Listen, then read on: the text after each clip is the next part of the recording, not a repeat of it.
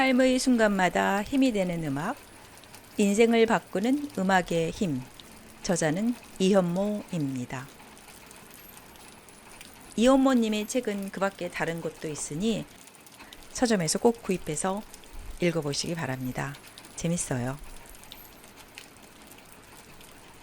제7장 누군가 미울 때.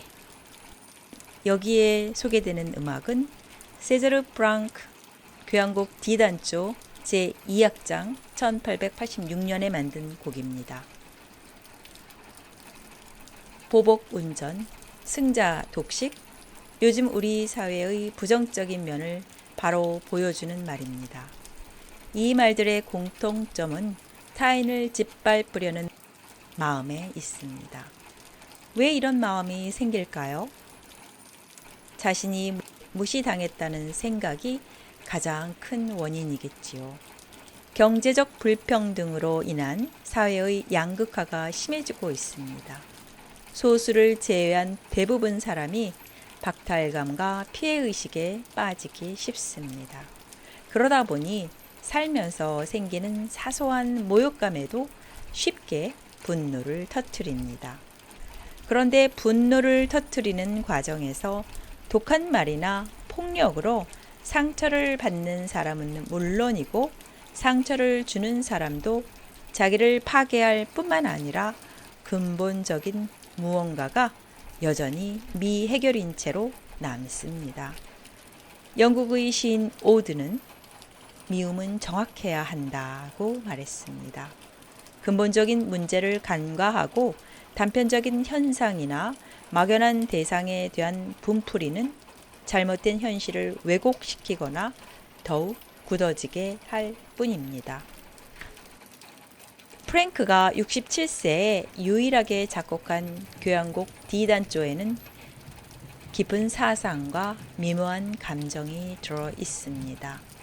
제2악장은 느린 부분과 춤추는 스케르초가 함께 들어있는 3부 형식입니다. 일반 교향곡의 제2악장과 제3악장이 합쳐 있는 것이지요.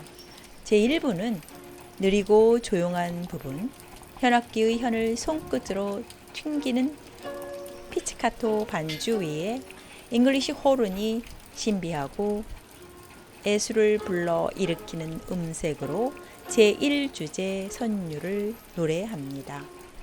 전체적으로 하강하는 경향이 강한 이 선율이 되풀이되면서 과잉된 에너지를 가라앉히는 듯 합니다.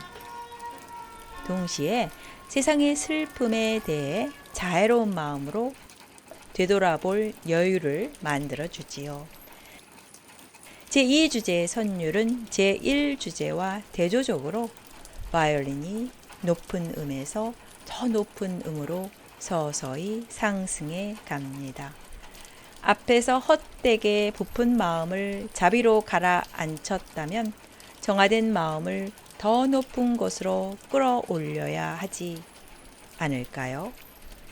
제2부는 춤곡인 스케르초, 아래 위로 빠르고 가볍게 오르내리는 현악기들의 춤 선율과 이와 대조적인 목관 악기의 선율이 가벼운 리듬으로 나타납니다. 스케르초 선율들은 제1주제와 비슷합니다. 제3부는 스케르초의 주제와 제1부의 제1주제 선율이 교묘하게 융합되어 되풀이되면서 약동하는 분위기를 만듭니다. 자애로운 느낌이 충만하다 못해 흘러 넘칩니다. 마지막으로 제1부의 제2주제 선율도 재현되어 우리의 마음을 지상에서 높은 곳으로 드높입니다. 프랑크는 이 곡에서 몇 가지 주제의 선율을 등장시킨 후 교묘하게 융합시키는 마술과 같은 힘을 보여줍니다. 세상의 고통을 슬퍼하며 감싸 안는 넉넉하고 자애로운 마음으로 시작하여 속된 세상에서 더 고상한 세상으로 끌어갑니다. 이후에 단순한 깨달음에서 벗어나 생명의 춤을 함께 추는 것으로 나아가며 마침내 더 큰 마음으로 세상을 포용하게 합니다. 조용한 가운데 이 음악을 듣다 보면 우리 개개인이 함부로 무시당하고 또 무시해선 안 될 소중한 존재라는 느낌이 강하게 듭니다. 미국 뉴욕 대학교 의과대학 재활의학과 존 사르노 박사는 누군가를 잠깐 미워하는 것이 아니라 오랫동안 반복적으로 미워하고 화를 낼 때 우리 몸에는 스트레스 시스템이 오랫동안 작동한다고 말합니다. 그 결과 몸은 정상적인 상태에서 벗어나 만성 스트레스 증후군에 시달립니다. 화를 내면서 소비하는 포도당과 같은 에너지의 소모는 오히려 작은 피해이고 두통, 위장병, 면역력 저하 및 각종 염증 증가와 같은 심각한 피해가 연달아 생깁니다. 살면서 불쑥불쑥 누군가에게 까닭 모를 분노가 생길 때 이 음악은 마음의 번잡함을 깨끗이 청소해 줍니다. 그리고 자신이 정말 소중한 존재이며 남도 나와 똑같이 소중한 존재라는 생각을 자연스럽게 갖게 합니다.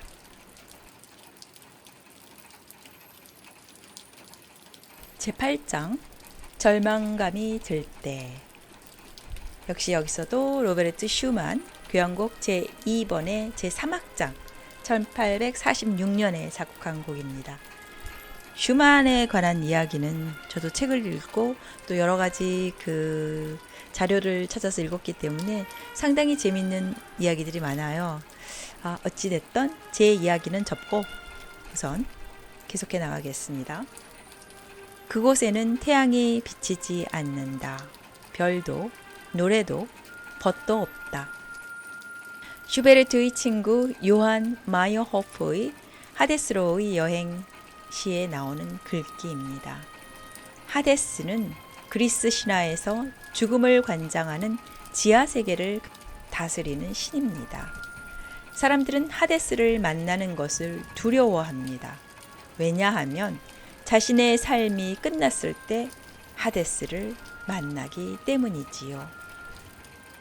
우리는 삶이 끝났다고 느낄 때, 즉 더는 희망이 없다고 생각할 때 절망감에 빠집니다.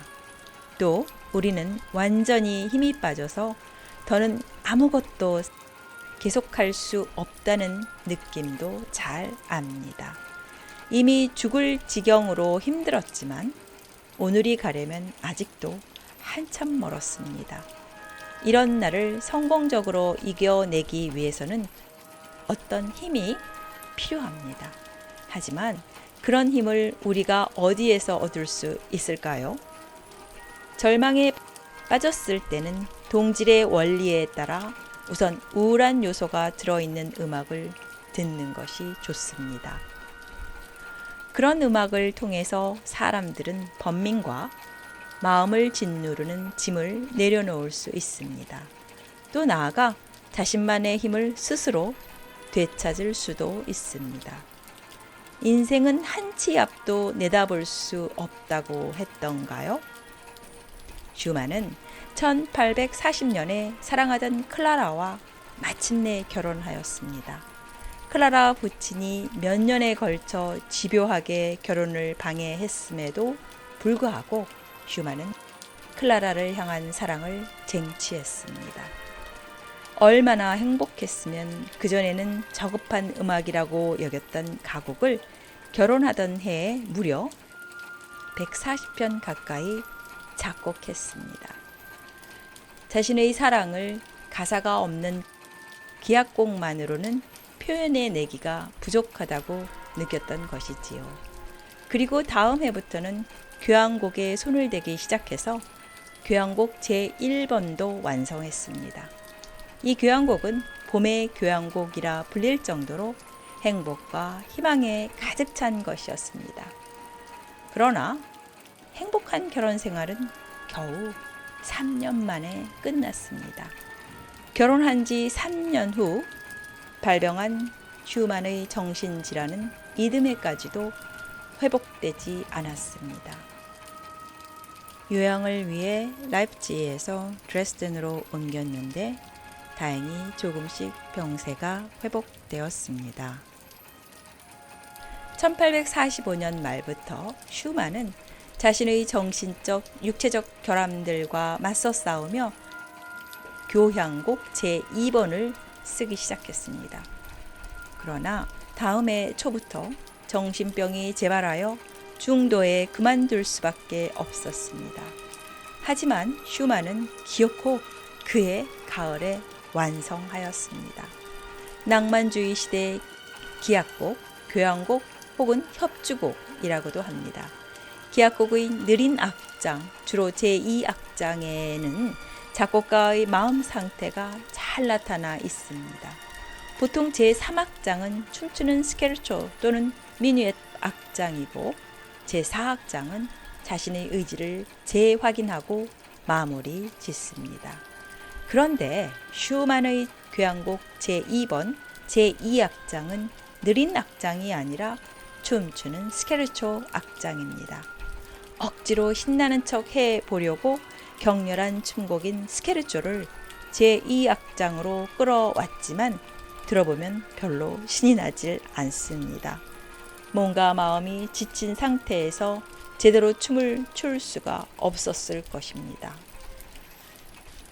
결국 그런 노력은 실패로 끝나고 자신의 절망적인 상태를 드러내는 느린 악장이 제3악장으로 떠밀려 가게 된 것입니다. 또 마지막 악장을 들어보면 이 악장 역시 겉으로는 신나는 척하지만 자꾸만 힘이 빠진다는 것을 알 수 있습니다. 슈만 스스로 나의 정신적, 육체적 결점과 맞서 싸우고 싶다고 표현한 제3악장은 이 교향곡의 핵심입니다.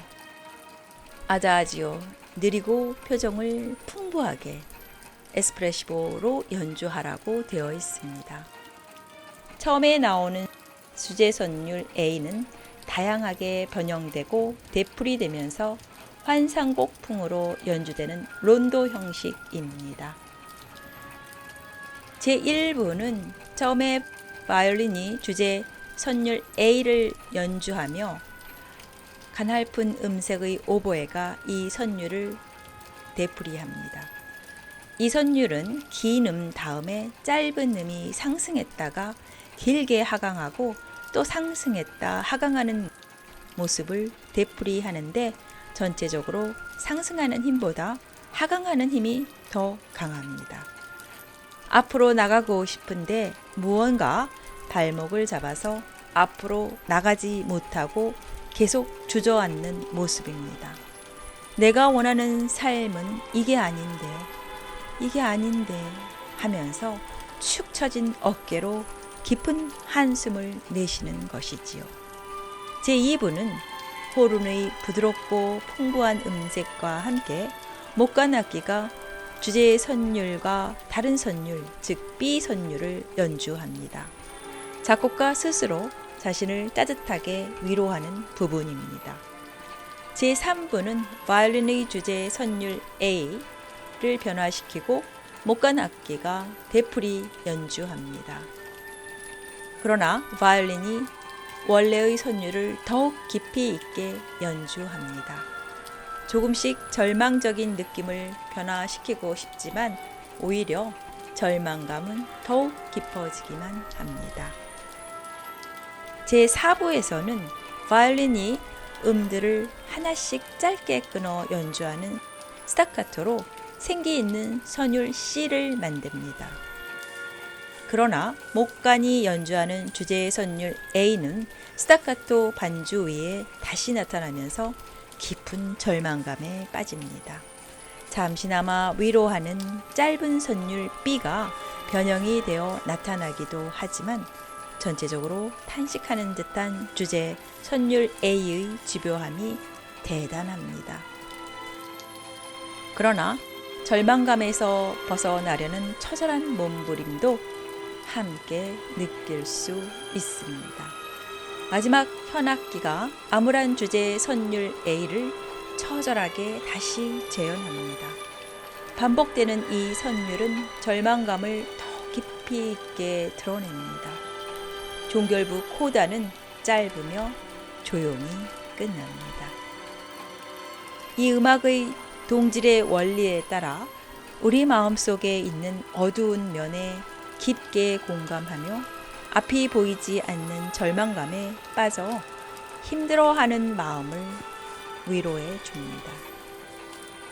또 그런 마음을 들여다볼 힘을 주어 어려운 시기를 잘 보낼 수 있게 도와줍니다.